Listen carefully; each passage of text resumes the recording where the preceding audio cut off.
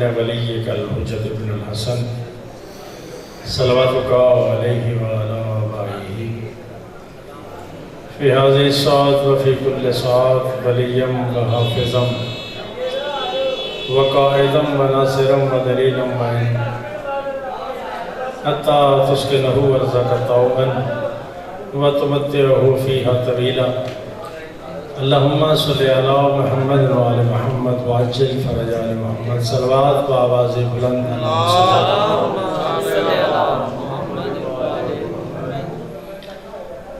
فرش اعضاء پہ تشریف فرما عزت دار مومنین کو میرا سلام اور دعا ہے کہ مالک ہمیں معرفت محمد وآل محمد سے سرفراز فرمائے۔ جتنے حضرات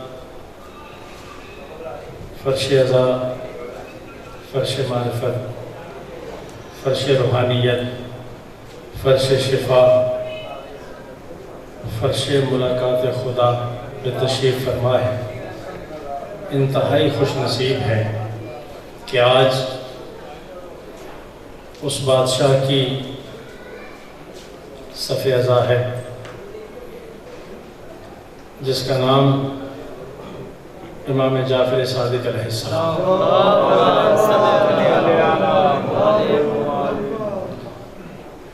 اور یہ 72 فرقوں میں سے آپ ہی کو شرف ہے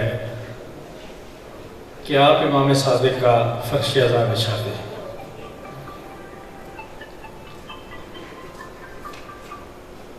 لفظ امام عمومی الفاظ میں دنیا میں رائج ہے، ممبر سے امام کی وسعت کا بیان نہیں ہو سکا، امام کی مرتبت کو بتایا نہیں جا سکا۔ امام کسے کہتے ہیں، امام کو امام کیوں کہتے ہیں، یہ نہیں بتایا گیا۔ مولا نے میری نوکری لگائی ہے،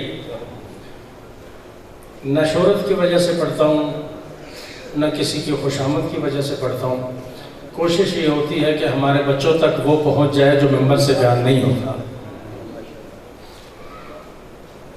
یہ خدائی وہ منصب ہے امام، خدا کا وہ عطا کردہ منصب ہے امام جو نبی اور رسول سے افضل ہے۔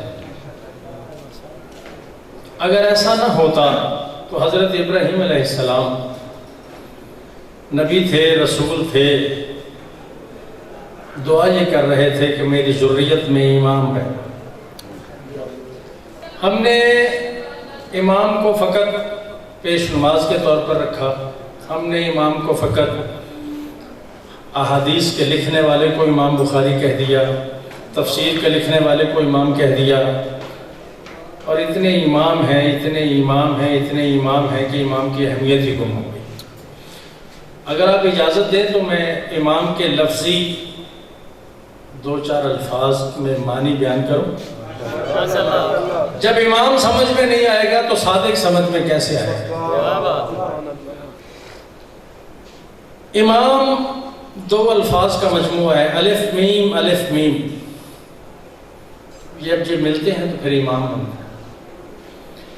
جس بندے نے توجہ فرما کے سننا ہے وہی اپنے ساتھ کوئی گوہر لے کے جائے گا، ورنہ جو بندہ شخصیت پرستی کی آڑ میں بیٹھا ہوگا یا وہ سمجھتا ہوگا کہ یہ تو اسے کچھ حاصل نہیں ہوگا۔ اس دروازے پہ معرفت ملتی ہے، ایک ایک لفظ کے کئی کئی معنی ہیں، ہم نے کبھی غور نہیں فرمایا۔ میں عرض کر رہا ہوں کہ الف سے اللہ، میم سے محمد، امام الف میم الف میم،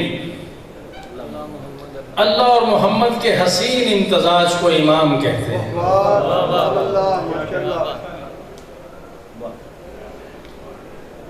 آپ کے مزاج، آپ نے کوئی بابا سبحان اللہ کی، مجھے خوشی ہوئی۔ ایک جملہ اور عرض کرتا ہوں امام کی بارگاہ میں، خدا اور رسول کے خصائص کا نام امام ہے، جس میں خدا اور رسول کی خصوصیت ہو دونوں کی، اسے امام کہتے ہیں۔ خدا اور رسول کے خصائص کے مجموعے کا نام امام ہے۔ خدا کے اختیار کے مالک کا نام امام ہے، خدا کے اختیار کے مالک کا نام امام ہے، خدا کے کامل علم کا نام امام ہے، کامل علم کا نام امام ہے۔ امام وہ ہوتا ہے جسے خدا کے خدائی کا مکمل علم ہو۔ اس لیے میرے مولانا نے ارشاد فرمایا کہ میں زمین کے راستوں سے آسمان کے راستے بہتر جاؤں۔ سمجھ آئی؟ امام خدا کے قدرت کا نام امام ہے، خدا کے ناظم اعلیٰ کا نام امام ہے۔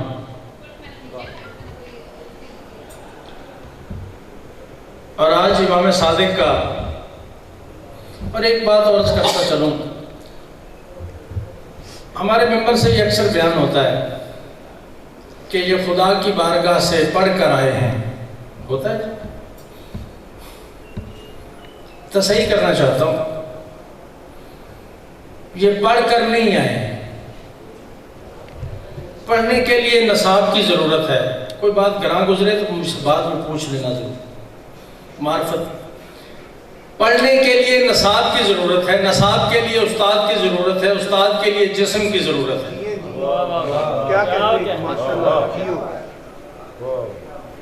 جی یہ بات ٹھیک ہے؟ ان سے پہلے ہے کوئی نہیں خدا کے سوا، نہیں نا؟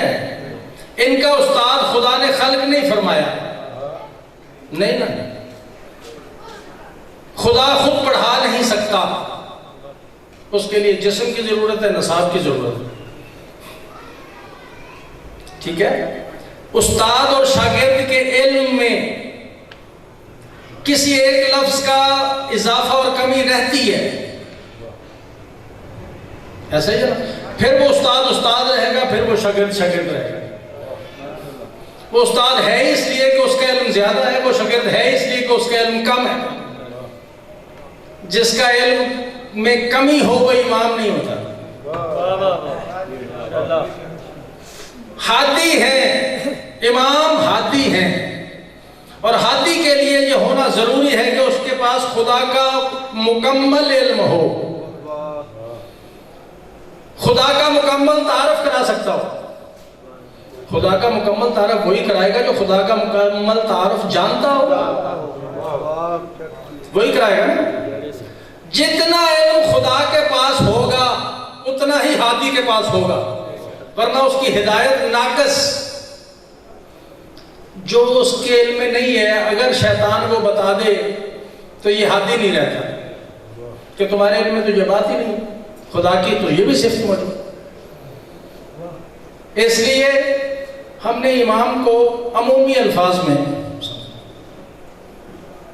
امام کی تعریف نہیں، امام کا مرتبہ نہیں بتایا۔ اور یہ کیا معجزہ ہے، خدا کی قسم۔ بات وہ ہوتی ہے جو دشمن کے منہ سے نکلے۔ دنیا کا کوئی بندہ کسی بھی مذہب سے تعلق رکھتا ہو، وہ جب بھی میرے صادق کا نام لے گا تو ساتھ امام صادق کہے گا۔ اچھا، دنیا نے علی کی امامت کو نہیں مانا ہے، اسے علی رضی اللہ کہا، کرم اللہ وجہہ کہا، امام نہیں کہا۔ دنیا نے حسن کو امام نہیں مانا۔ کیا کہنے، کوئی بندہ یہودی بھی ہو تو وہ کہہ رہا ہے امام صادق۔ یہ مذہب جعفریہ کی دلیل ہے، حقانیت کی دلیل ہے۔ ایک امام صادق اور ایک امام مہدی، جو مہدی کے ظہور کے انکاری ہے وہ بھی امام مہدی کہیں گے۔ یہ حقانیت ہے میرے لفظ امام کی، کہ خدا نے امام کن کے ساتھ لگایا۔ اتنے علوم ہیں، اتنا پھر وہی کہہ رہا ہوں کہ بندے ممبر سے یہ کہتے ہیں کہ میرے امام کا اتنا علم تھا، اتنے شاگرد تھے، اتنے جو تھے امام ان کے شاگرد تھے۔ میں یہ عرض کر رہا ہوں کہ امام کے علم کا احاطہ کیا نہیں جا سکتا، فضائل بتائے نہیں جا سکتے۔ وہ کس لیے نہیں بتائے جا سکتے، یہ بڑی میں اہم بات کرنے لگا۔ بتائے کیوں نہیں جا سکتے؟ اس لیے کہ یہ علم سیکھ کر نہیں آئے۔ اب میں امام کے وجود کے اجزاء بتانے لگا ہوں، کسی بندے نے سنے ہوں پہلے تو وہ بھی مجھ سے سنے ہوں گے، نہیں سنے تو وہ سن لے۔ امام کے جسم کے، ظاہری جسم کے اعضاء بتانے لگے۔ جوہر علم یہ امام کے بدن کا حصہ ہے، علم کا نہیں، بدن کا حصہ ہے۔ آج یہ جتنی انسانیت بیٹھی ہے، اولاد آدم ہے، یہ اربع عناصر سے تخلیق شدہ ہے، آگ، پانی، مٹی، ہوا، یہی ہے نا؟ میں بتا رہا ہوں خدا کے بنائے ہوئے امام کے بدن کے اجزاء بتا رہا ہوں۔ جوہر علم سے تخلیق ہے، علم کے جوہر سے۔ جوہر بقا دوسرا جز، جوہر ارتقاء تیسرا جز، جوہر خوشبو چوتھا جز، جوہر محفوظ الحوادث پانچواں جز۔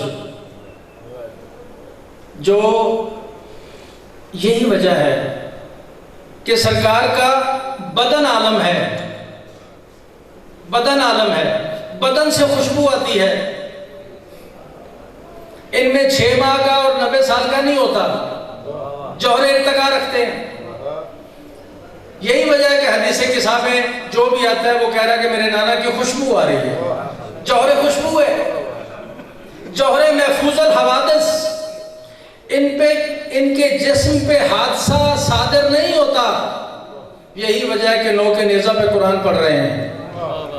جوہر محفوظ الحوادث یہ ان کے اجزاء ہے۔ میں یہ کہہ رہا ہوں کہ علم میرے امام کے وجود کا جز ہے۔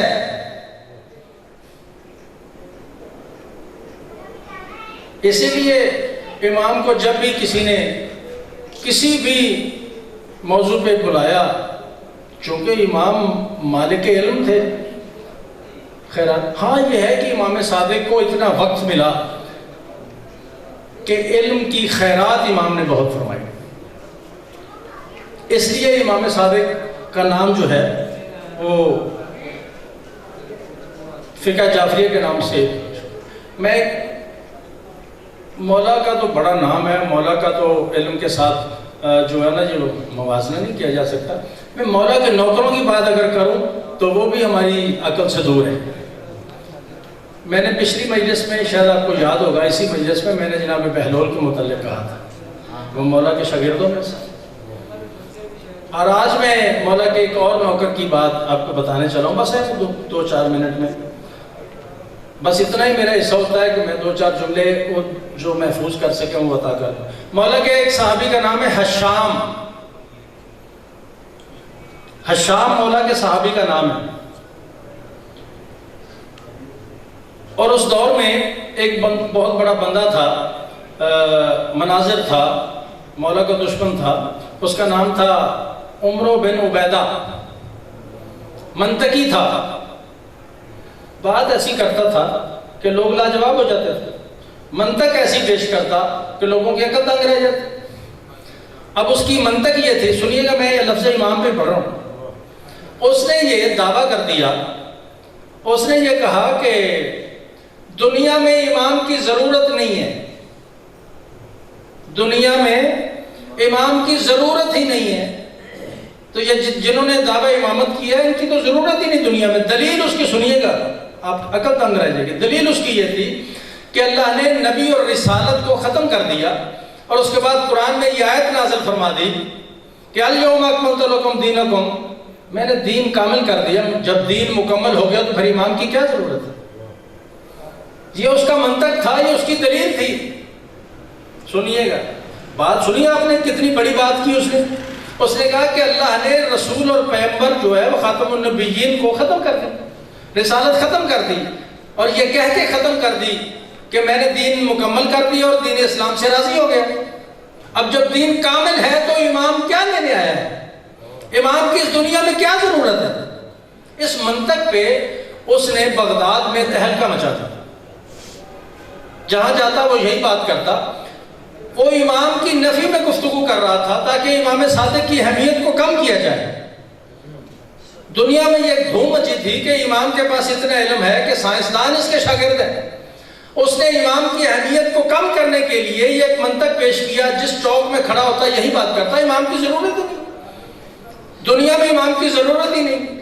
کیا کہنے میرے مولا تیرے، مولا نے اپنے جو موالی ہیں، جو بازاروں میں، جو چوکوں میں پھر رہے ہوتے ہیں، ان کو اتنی معرفت عطا کی ہوتی ہے کہ وہ پوچھنے نہیں جاتے، وہ چوک میں کھڑے ہو کر ہی بتا دیتے ہیں۔ چوک میں مجمع لگا کے کھڑا تھا کہ امام کی ضرورت نہیں ہے، قرآن کی آیت پڑھ رہا تھا کہ اليوم اکملت لکم دینکم، دنیا جوک در جوک اس کی طرف متوجہ ہو رہی تھی، دنیا قائل ہو رہی تھی۔ حشام چوک میں کھڑے تھے، حشام نے کہا ایھا الناس، لوگوں نے توجہ کی، کہا کہ ھذا کاذب، یہ جھوٹا ہے۔ اس نے کہا تم اتنے بڑے بندے کو جھوٹا کہہ رہے ہو، توجہ فرما رہے ہیں آپ، بات میں کوئی اہمیت ہے سننے والے؟ اس نے کہا آپ کیا کہہ رہے ہیں؟ اس نے کہا جو بڑے امام کو جھوٹا کہے وہی کاذب ہوتا ہے۔ اس نے کہا میں دلیل سے بات کر رہا ہوں، اگر آپ کے پاس کوئی دلیل ہے تو بات کرو۔ اس نے کہا میں دلیل ہی لے کر آیا ہوں۔ اس نے چوک میں کھڑے ہو کر سوال اٹھا دیا اس بندے سے جو قرآن سے بات کر رہا تھا، کہا اللہ نے تمہارے چہرے پہ 2 آنکھیں کیوں دی ہیں، 1 ناک کیوں دی ہے، 2 کان کیوں دی ہیں، 2 ہاتھ کیوں دی ہیں، بتاؤ۔ اس نے کہا یہ سوال ہے، میں نے سوال، اس نے کہا جو میں نے سوال کیا وہ جواب دو۔ اس نے کہا اللہ نے مجھے آنکھیں اس لیے دی ہیں کہ میں لوگوں کو دیکھ سکوں، چیزوں کو دیکھ سکوں، ناک اس لیے دی ہے کہ میں سونگھ سکوں، ہاتھ اس لیے دی ہے کہ میں مس کر سکوں، ٹھنڈا ہے کہ گرم، کان اس لیے دی ہے کہ میں سن سکوں۔ کہا یہ جو تمہاری آنکھیں ہیں یہ خود سے دیکھتی ہیں یا انہیں کوئی حکم دیتا ہے؟ اس نے کہا خود سے تو نہیں دیکھتی، کبھی کبھی بند ہو جاتی ہے، کبھی کبھی کھلتی ہیں، کسی چیز کو دیکھنے کو دل کرتا ہے، کسی کو نہیں دل کرتا۔ کہا بس ٹھیک ہے، تو یہ آپ کے جو کان ہیں، کہا کسی چیز کو سننے کو دل کرتا ہے، کسی کو نہیں سننے کو دل کرتا۔ کہا یہ جو ہاتھ ہے، کہا گندی چیزوں کو چھونے سے پرہیز کرتے ہیں، اچھی چیزوں کو چھونے کو دل کرتا ہے۔ کہا یہ جو دل کرتا ہے یہ کون ہے؟ کہا تم نے یہ 5 مرتبہ کہا ہے دل کرتا ہے، یہ جو دل کرتا ہے یہ کون ہے؟ کہا یہ جسم کا حاکم ہے، اور کون ہے؟ اس کا ارادہ ہوتا ہے تو آنکھیں کھلتی ہیں، اس کا ارادہ ہوتا ہے تو ہاتھ اٹھتے ہیں، اس کا ارادہ ہوتا ہے تو کان سنتے ہیں۔ کہا اللہ نے تمہارے اس 5 فٹ کے جسم میں ایک حاکم مقرر فرمایا ہے جو تمہارے جسم کا نظام چلاتا ہے۔ کہا اگر یہ نہ ہو تو پھر کیا ہو؟ کہا یہ نظام ڈسٹرب ہو جائے۔ کہا اللہ نے 5 فٹ کے جسم میں تو تمہیں ایک حاکم مقرر فرمایا جسے تو کہہ رہا ہے کہ دل کرتا ہے، خدا نے اتنا بڑا نظام بغیر حاکم کا مقرر کر رکھا۔ کہا یہ سورج کس کے حکم سے چلتا ہے، یہ چاند کیوں نکلتا ہے، یہ زمین کیوں اگتی ہے، یہ بارش کیوں آتی ہے، یہ بادل کیوں چلتا ہے، یہ کون ہے اس کو چلانے والا؟ بتاؤ چوک میں کھڑے ہو کر کہ اس کو کون چلا رہا ہے، کیوں چلتا ہے؟ اب وہ خاموش ہوا۔ کہا اسی کا نام امام ہے، تو کہہ رہا ہے دنیا کو ضرورت نہیں ہے امام کی۔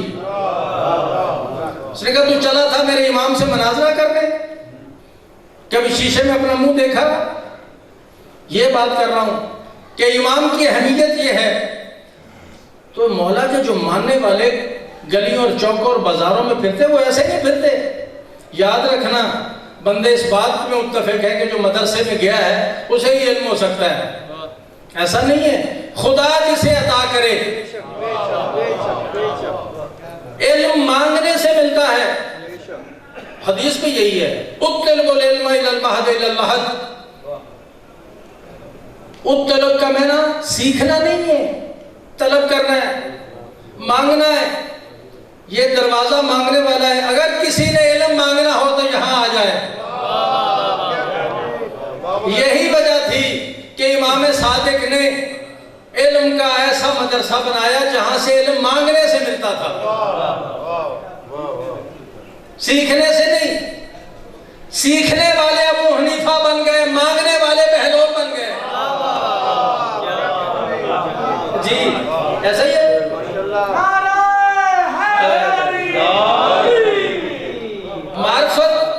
معرفت میں فرق ہے، معرفت اور معلومات میں فرق ہے۔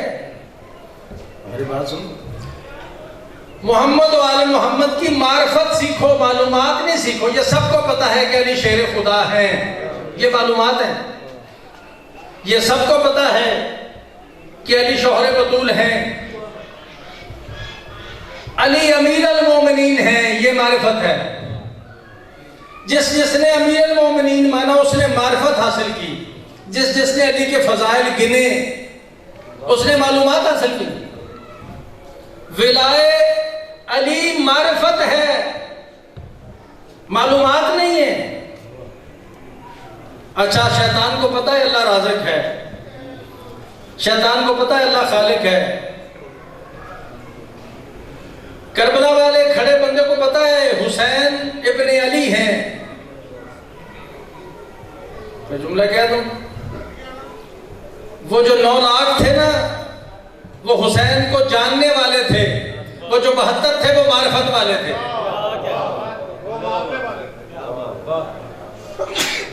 وہ جو 9 لاکھ تھے وہ جاننے والے تھے، سب حسین کا شجرہ نسب جانتے تھے، سب حسین کا سٹیٹس جانتے تھے۔ وہ جو 72 تھے وہ ماننے والے تھے۔ جاننے والے مت بنے، ماننے والے بننے کی کوشش کریں، پھر دیکھو خدا آپ کو کیا عطا کرتا ہے۔ جاننے کے لیے کتابوں کی ضرورت ہے،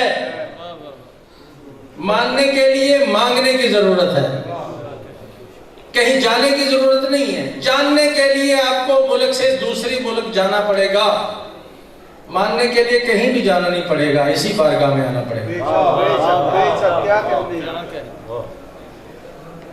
اپنی منزل درست فرمائیں، اپنی سمت درست کریں، پھر دیکھیں ہادی کو ڈھونڈنے کی ضرورت نہیں ہے۔ ہادی کی ذمہ داری ہے کہ وہ آپ کو ہدایت کرے۔ دنیا نے اس فلسفے کو سمجھا ہی نہیں ہے کہ علی نے شربت کا گلاس عبد الرحمن ابن ملجم کو کیوں دیا تھا۔ وہ میرے مولا کی کریمی نہیں تھی، ایسا نہیں ہے۔ آپ تمام لوگوں کے اذہان میں یہی بات ہے کہ مولا کریم ہی اتنے تھے کہ انہوں نے شربت کا گلاس دے دیا، ایسا نہیں۔ ظالم کے ساتھ تعاون کرنا ظلم ہے، اور وہ ظلم کر چکا تھا، ضربت اس نے مولا کو لگا دی تھی، اب اس کے ساتھ تعاون کرنا ظلم تھا۔ ہادی ہونے کی حیثیت سے امام نے یہ جملہ ارشاد فرمایا، کیا میں تیرا اچھا امام نہیں تھا؟ اور یاد رکھیں امام سب کے امام ہیں، کوئی مانے نہ مانے، امام سب کے امام ہیں۔ اب بات یہ ہے کہ ہم آج بھی اس جگہ پہ کھڑے ہیں کہ چونکہ امام غیبت میں پاڑی امام ہی رہوں، کہ چونکہ امام غیبت میں ہمیں نظر نہیں آتے۔ آپ کا امام کو دیکھنا ضروری نہیں ہے، امام کا آپ کو دیکھنا ضروری ہے۔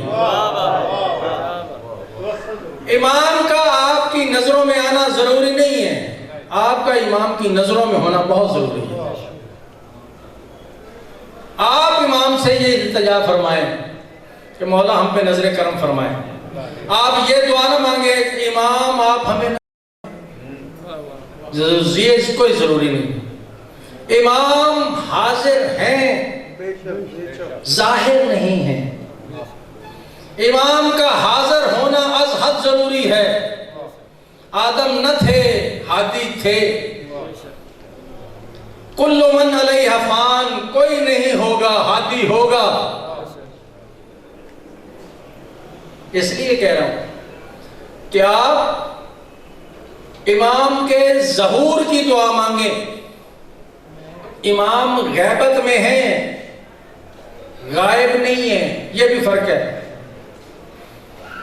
غائب نہیں ہے، غیبت میں ہے، بائن ہی ایسے جیسے سرکار دو عالم نے ہجرت فرمائی اور غار ثور میں گئے تو پیچھے مشرکین مکہ تھے۔ جب انہوں نے دیکھا تو فوری خدا نے غار ثور کے دروازے پہ ایک بیری، پھر اس پہ مکڑی کا جالا، پھر اس پہ کبوتری کے انڈے، جب وہ وہاں پہنچے تو انہوں نے دیکھا کہ یہ کیسے ممکن ہو سکتا ہے کہ بیری بھی ہو اور یہ مکڑی نے جالا بھی بن دیا ہو اور پھر کبوتری نے انڈے بھی دے دیے ہوں. تو یہ تین دنیاوی پردوں نے ان کی عقل پہ پردہ ڈال دیا. یہ تینوں دنیاوی پردے جو تھے یہ غیبت تھے. اب جب تین دنیاوی پردوں میں مشرکین مکہ جن میں نبی ساری زندگی رہے نہیں پہچان سکے, ڈھونڈ نہیں سکے, جو خدا کے پردوں میں ہو تم کیسے ڈھونڈ لو گے؟ مت خدا کے پردے ڈھونڈنے کی کوشش کرو.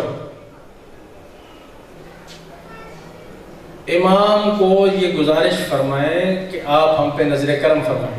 جب امام کی نظر ہو جائے گی پھر امام آپ کو بلائیں گے. سب نے امام کو خط لکھے, سب کوفے والوں نے امام کو خط لکھے, دو کو امام نے خط لکھے. یہ فرق ہے. سب نے امام کو خط لکھے کہ ہم آپ کے وفادار ہیں, دو کو امام نے خط لکھے, حبیب کو, سعید کو, کہ مجھے تمہاری ضرورت ہے. اپنے آپ کو ایسا کر لیں کہ امام کہیں کہ مجھے تمہاری ضرورت ہے. ایسا کر لیں کہ امام تمہاری قبر پہ آ کر کہیں اٹھو قافلے میں شامل ہو جاؤ. ایسا کر لو. اس التجا کے ساتھ زندہ رہو کہ جب بھی امام آئیں گے, انتظار اس کا نام نہیں ہے کہ اس کا نعمت بدل تلاش کر لیا جائے کہ چونکہ امام نہیں ہے تو اب کیا کریں. امام اس کا نام ہے کہ انتظار کریں. انتظار وفا کی آخری درجے کا نام ہے. جہاں انتظار ختم وہاں وفا ختم. جو بندہ منتظر نہیں ہے وہ مومن کیا مسلمان نہیں ہے. لیکن ہمیں انتظار کے معنی نہیں سمجھے. میں آپ کو آسانی سے سمجھا دوں. مجھے اگر مولانا صاحب کہیں کہ جناح چوک میں کھڑے ہو, میں ابھی آتا ہوں, میں کھڑا ہو جاؤں, 1 گھنٹہ 2 گھنٹے 3 گھنٹے 4 گھنٹے کے بعد میرے دماغ میں یہ خیال پیدا ہے مولوی صاحب بھول گئے, میں نے اتنا کھڑا کر کے آئے جی, اور میں وہاں سے چل پڑا. بھیا میرا چلنا ہی انتظار کا خاتمہ تھا. اب سمجھے میری بات. اب آپ سوچیں کہ آپ کہاں کھڑے ہیں, آپ کیسے منتظر ہیں, اب کتنا انتظار کر رہے ہیں. کچھ بھی نہیں. جب آپ انتظار ہی نہیں کر رہے ہیں تو وہ آپ کے بلانے پہ آئے گا. جو انتظار نہیں کر رہے اور بلا رہے ہیں پھر یہ کہہ رہے ہیں کہ ہم تو روزانہ اللہم کن ولی کل پڑھتے ہیں, پھر امام کیوں نہیں آ رہے. آپ انتظار نہیں کر رہے. انتظار کا مطلب ہے رک جانا. جس حالت میں اسی حالت میں رک جانا. اس کے بعد آپ کی ذمہ داری نہیں بنتی. جس نے آپ کو کھڑا کیا اس کی ذمہ داری بنتی. اس لیے آپ حضرات سے جو گزارش ہے کہ آپ امام کو سمجھنے کی کوشش کریں. پہلے آپ امام سمجھیں گے, پھر آپ صادق سمجھیں گے, پھر آپ باقی صفات. امام پہ ہی کسی نے توجہ, امام کی ہی گفتگو کے لیے, امام کی تفسیر کے لیے, امام کی تعریف کے لیے کسی نے کوئی گفتگو نہیں کی. یہ وہی امام ہے جس نے عزاداری کو مروج فرمایا, اور یہ وہی امام ہے جس نے حسین کی مظلومیت کو اجاگر کیا. اور امام محمد باقر علیہ السلام نے اپنی وصیت میں یہ لکھا کہ اتنے 1000 درہم مینا میں عزاداری پہ خرچ کرنا. یہ وہی امام ہے کہ جس کے گھر میں مستورات کے بیٹھے بیٹھے مستورات کے گھر کو آگ لگا دی. یہ وہی امام ہے جس نے کبھی بھی کسی کو کچھ نہیں کہا پھر بھی اس کو زہر دے دی گئی. اور یہ وہی امام ہے کہ جس کے دل میں تلوار اٹھانے کی حسرت ہی رہ گئی. اس امام میں بہت سی صفات ہیں. جناب عباس کی یہ صفت ہے کہ تلوار نہیں اٹھا سکے. امام حسن کی یہ صفت ہے کہ گھوڑے کو چابک نہیں لگا سکے. حلیم اتنے تھے, کریم اتنے تھے. پھر بھی مسلمانوں نے زہر دے دیا۔ میں کہتا ہوں کہ میرا کتنا بڑا امام ہے کہ جس کو منافق بھی امام صادق کہتے ہیں۔ یہ دو معصومین کا لقب ہے، رسول صادق، امام صادق۔ رسول صادق کو غیر مسلموں نے صادق کو امین مانا تھا، اور میرے اس امام کو منافقوں نے بھی امام مانا ہے۔ اور ایسا امام کہ جب مدینے